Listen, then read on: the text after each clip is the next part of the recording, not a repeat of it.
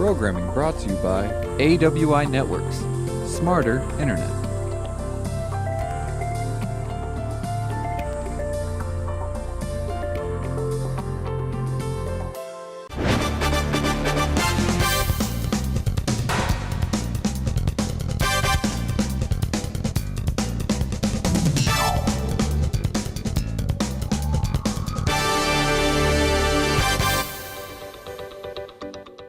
Thanks for joining St. George News at 8. I'm Scott Beadle. A St. George man charged with first-degree murder in the death of his wife on a cruise to Alaska pleaded not guilty in federal court Wednesday to those charges. Kenneth Manzanares is behind bars in Juneau, Alaska. Manzanares appeared via teleconference, dabbing his eyes as his attorney entered the plea before a federal judge, according to the Associated Press. Manzanares was indicted by a grand jury last week in the death of his wife, Christy Manzanares, a 39-year-old St. George real estate agent and mother of 3 daughters. A bullet narrowly missed a man in St. George while he was sitting in his car.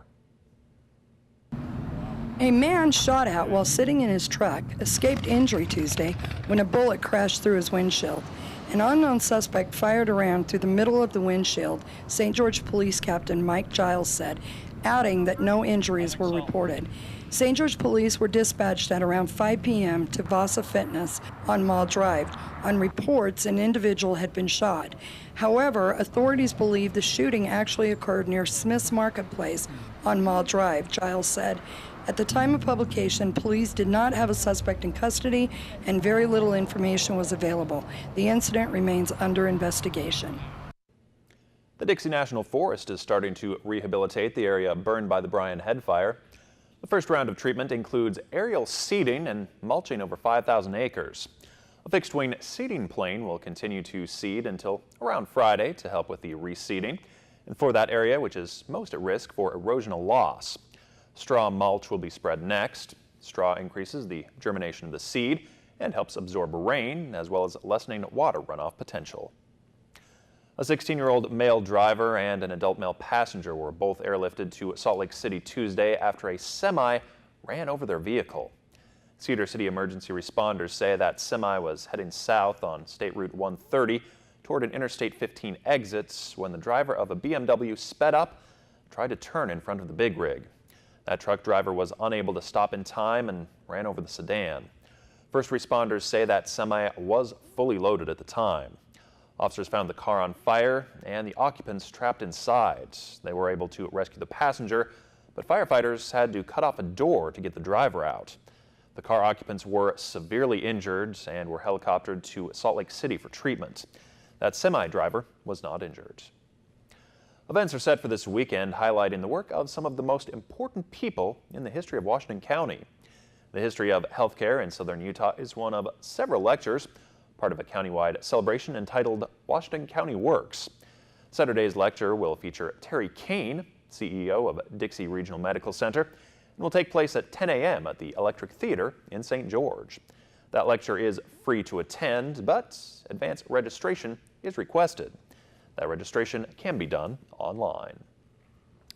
President Trump spoke to the American Legion discussing VA accountability legislation and the Veterans Assistance Act. He took a much different tone than the night before, making an appeal for national unity. Lana Zach has our story. President Trump promised important changes at the Department of Veterans Affairs. I will sign another historic bill that the American Legion helped us deliver, the Veterans Appeals Improvement and Modernization Act. Speaking largely from teleprompter, he praised our nation's veterans and argued for unity. You help keep history alive. Part of that history, the valor of veterans who fought against Nazis and fascism, a subject reignited recently in Charlottesville. Jews will not replace us! Less than 24 hours earlier, a different Donald Trump was on display at a campaign rally in Phoenix. They're trying to take away our culture. They're trying to take away our history. And our weak leaders, they do it overnight. As the president sought to relitigate his response to Charlottesville, quoting his own remarks extensively. Here's what I said on Saturday. We're closely following the terrible events unfolding in Charlottesville, Virginia. But the president omitted his 2 most controversial points. Violence on many sides. on many sides. You also had people that were very fine people on both sides. And instead blamed the media for the Charlottesville fallout.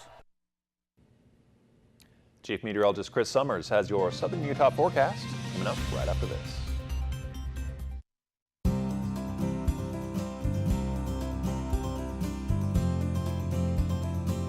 The weather tonight is brought to you by AWI Networks, Smarter Internet.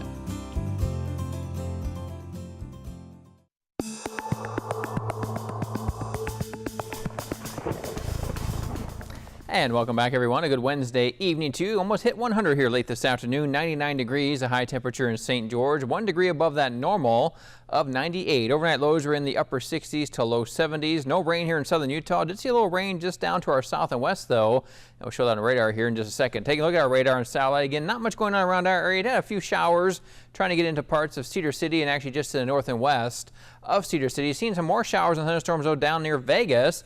And those will start to die out as they continue to push up to the north and to the east. We're going to keep some isolated chances of rain in our forecast. I think Cedar City will see a better chance of rain as we head into our Thursday afternoon. We're going to really see temperatures stay warm, though, as those high temperatures will stay in the triple digits over the next couple days here in southern Utah. So mostly sunny skies, mainly dry.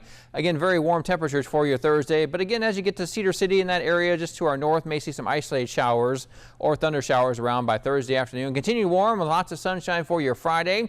And weekend just going to be hot and dry across parts of southern Utah with those temperatures into the triple digits. Actually, maybe looking at record high temperatures by the time we get to Sunday and Monday, as highs could get as high as 104, 105 in some areas in southern Utah. Here's your highs from today then. 101, the high down in Vegas, 97 in Mesquite, 86 degrees Cedar City, 97 degrees the high temperature Hurricane. And we had a high temperature today of 99 here in St. George. So for tonight, we fall back in the mid-50s around Cedar City, partly cloudy skies, upper 60s to low 70s from St. George to Hurricane to Mesquite. Again, a few clouds coming through, but it looks like the rain chance is pretty weak overnight tonight. But better chance of rain come into Cedar City as we head into your Thursday. Could see some showers or thunder showers come into the area, especially in the afternoon hours. High temperatures mid-80s. We'll go for 86 degrees in Cedar City. St. George then, I think we'll take most of the rain chances out. Could be an isolated shower or thunderstorm around southern Utah. Upper 90s once again, 97 the high temperature as we get to Thursday afternoon. Here's what it looks like on our surface map. Yeah, a lot of hot weather back into our forecast. At least some very warm temperatures getting back into our area. Majority of the rain will stay off to our east through New Mexico and parts of Colorado, seeing that rain and shower and thunderstorm chances. But again, I wouldn't be surprised to see a little bit of chance of rain, at least in the parts of Cedar City as we head to Thursday afternoon. Here's your temperatures then. Around Cedar City, 86 for a high temperature on Thursday, 87 in Enterprise. Again, seeing a chance for a shower or thunderstorm as we get to St. George and southern Utah then, and even parts of Nevada. Mesquite 101, 97 degrees a high temperature St. George, 95 in Hurricane, mostly sunny skies for our Thursday. Now your 7-day forecast for Cedar City, yeah, shower or thunderstorm possible Thursday afternoon. And once that moves out of here, then we just warm those temperatures back up, getting as warm as 92 by Sunday, maybe 93 by Monday, with very warm temperatures in Cedar City early next week. Here around St. George and southern Utah, we'll go for triple digits once again as we head to your Friday. 100, 102 by Saturday, and then there's that 104. Again, could be looking at record-breaking temperatures, or at least record-tying on Sunday and Monday across parts of the area with very warm conditions continuing. Not seeing a lot of rain chances. Again, maybe a little rain chance on Thursday. It's isolated chances, and then maybe early next week could see some more chances of rain back into the area. But just when we thought summer was kind of over with, we're kind of enjoying the temperatures in the 90s. And then the 100 and somethings are back. Yeah, it says, we can't leave August without seeing a couple more 100-degree temperatures, and that's definitely what we got in the forecast next couple of days. You know, summer is not over yet. That's true. We still got about 30 days, roughly, a little bit under 30 days of summer left to go. So we're going to definitely see that here in southern Utah next couple of days anyway. All right, thanks, Chris. Still ahead, proof that it's never too late to chase your dreams.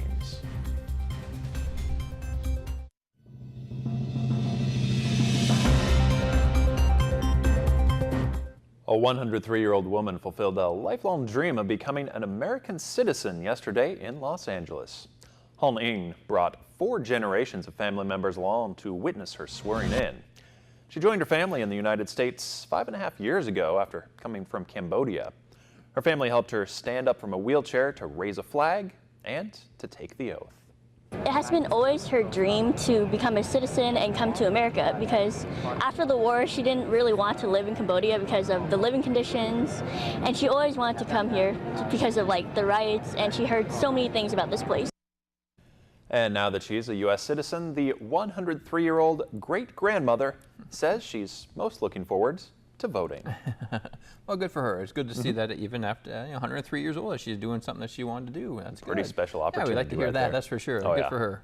Well, thanks for watching. We hope you have a great night.